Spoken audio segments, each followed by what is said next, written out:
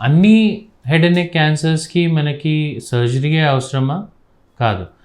ఇప్పుడు హైపోఫారింక్స్ అంటే అన్నం వాహిక క్యాన్సర్కి, ఇంకా మనము లారింక్స్ క్యాన్సర్ అంటాము, అంటే స్వరపేటిక క్యాన్సర్లో first stage, second stage, third స్టేజ్లో మనకి రేడియేషన్ ఇచ్చి పూర్తిగా వ్యాధి తగ్గించే అవకాశాలు ఉంటాయి.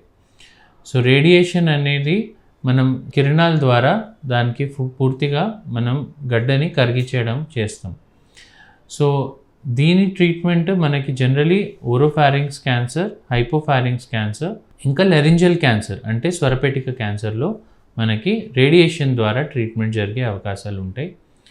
మళ్ళీ థైరాయిడ్ క్యాన్సర్కి వచ్చేటప్పటికి surgery is the treatment of choice and this treatment చాలా ఈజీగా అయిపోతుంది. థైరాయిడ్ క్యాన్సర్లో నార్మల్ థైరాయిడ్ సర్జరీ చేసినట్టే థైరాయిడ్ గ్రంథి మొత్తం తీసేయాలి.